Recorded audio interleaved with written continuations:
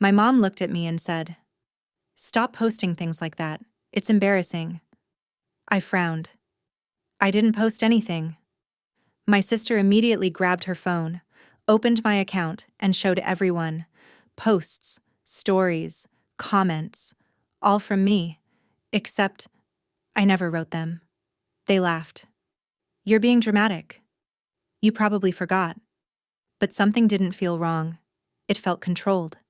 So I checked one thing, just one, login history, and the location was inside our house. I looked up.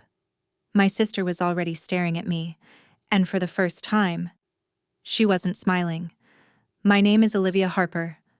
I'm 27 years old, and that was the moment I realized this wasn't a misunderstanding.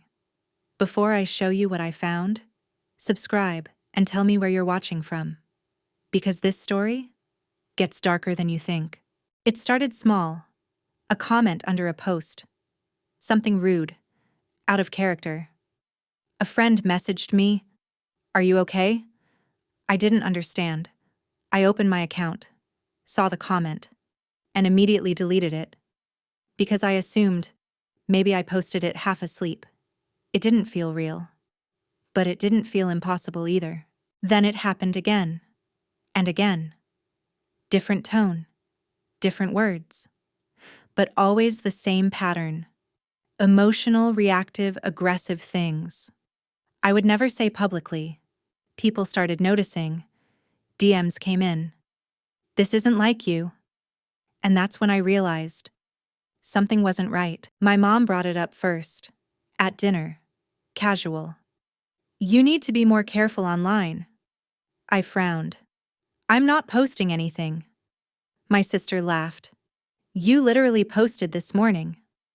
Then she showed me, and my stomach dropped. "You probably forgot. You've been stressed. This is what happens when you're online too much." They said it like it made sense, like it explained everything. And for a second, I almost believed them. Because when everyone agrees on something, it's easy to doubt yourself. But I started noticing something.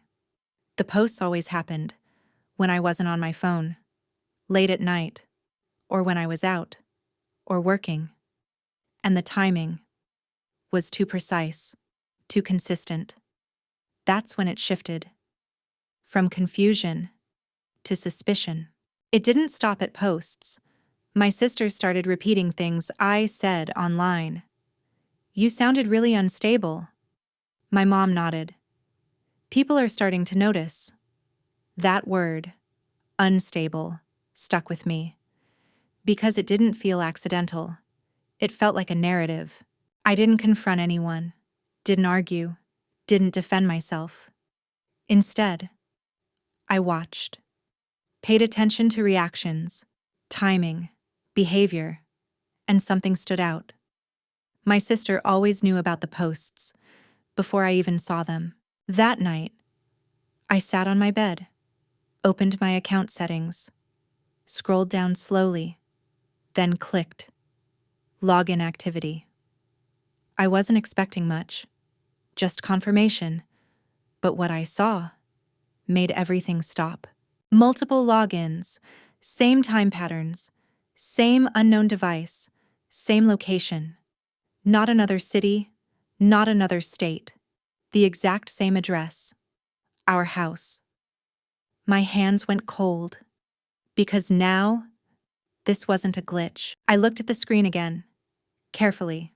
Device type. Browser. Time. Everything consistent. Everything intentional. Then I slowly looked up. Across the hallway. My sister's room. Door slightly open. Light still on. And for the first time, I wasn't confused anymore. If you think this ends with confrontation, you're wrong. Because what I did next exposed everything. I didn't confront her, didn't knock on her door, didn't even close my laptop loudly. Because in that moment, I understood something important. If I reacted too early, she would stop, and I needed her to continue. So instead, I acted normal, like I still believed it was me. That night, I changed one thing, quietly, my password. Not just something simple, something impossible to guess. Then I logged out of every device, every session, every location, and waited. Because if it happened again, I would know for sure. It didn't take long. The very next evening, another post appeared. Same tone, same style, same damage. But this time, I knew it wasn't me, because I hadn't even opened the app all day. My heart didn't race. I didn't panic. I felt calm. Because now, I had proof. I stared at the login history again. Same device, same location. For a second, I thought I understood everything. But then I noticed something strange. The timestamps didn't match what I expected. Some logins were too early, too precise. Like whoever was doing this had already been watching my routine. My stomach tightened, because that changed everything. This wasn't just someone using my account. It meant this had been happening longer than I thought. Or worse, someone had access before I ever noticed. For the first time, I wasn't sure how deep this actually went. And that uncertainty made it dangerous. I opened the login history again, scrolled, and there it was. A new login. Same device type, same browser, same exact location. Inside the house. But here's the thing. My account should have been locked. Unless someone had access before I logged out. That's when it clicked. Not hacking. Not guessing passwords. Saved access. My account had been logged in on another device. For a long time. Long enough to stay connected. Long enough to control everything. And I had never noticed. So I did something different. I didn't remove access. I didn't block it. I used it. I posted something. Short. Simple. I know it's not me. Then I logged out again. And waited. Because now, it wasn't about proof. It was about reaction. 10 minutes later, the post was deleted. Not by me, because I wasn't logged in. And right after, a new login appeared. Same device. Same location. Faster this time. Panicked. That told me everything. That night, we were all at the table again. Same setup. Same people. My mom. My sister. My dad. And my sister smiled casually. You deleted your post pretty fast. I looked at her. Calm. I didn't delete anything. She froze. Just for a second. But I saw it. I picked up my phone. Opened the login history again. Turned the screen toward the table. Then explain this. Timestamps. Devices. Locations. All lined up. My dad leaned forward, reading carefully now.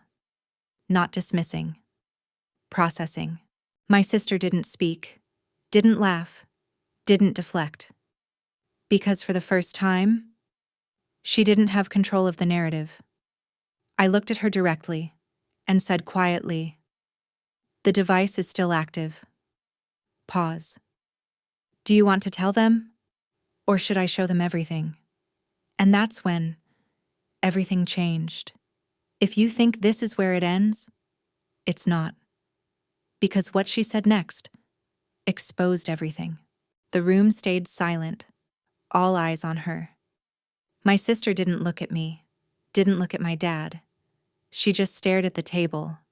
Then finally, I didn't think you'd notice. Not denial, not confusion, admission. And somehow, that was worse. My mom blinked, confused. Notice what? She looked between us, trying to catch up, because she wasn't part of it. Or maybe she didn't realize she was. I didn't say anything. I just let my sister answer. My sister exhaled slowly. It wasn't a big deal. That's what she said. Like that explained everything. like pretending to be me online was something small, something harmless. I tilted my head slightly. Then explain it. And this time, she had to. People take you more seriously. She said it quietly. My mom frowned. What does that mean? My sister hesitated, then said, they listened to her.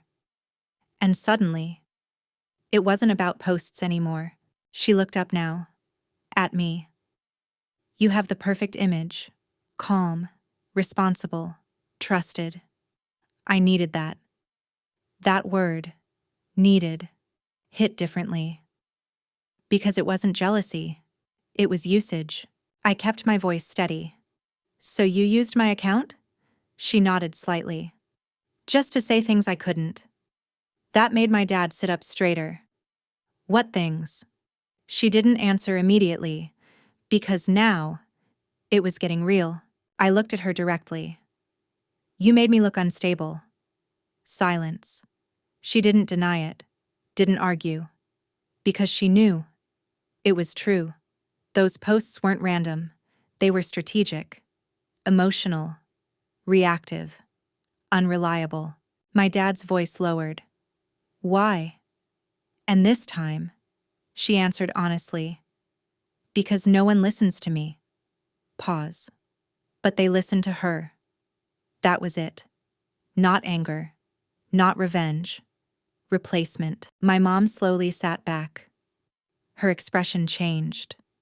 Because now, she understood the pattern. Who she trusted. Who she believed. Who she dismissed.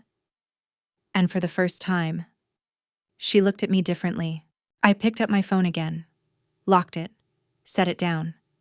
Then said quietly, you didn't just use my account. I looked at all of them. You helped her?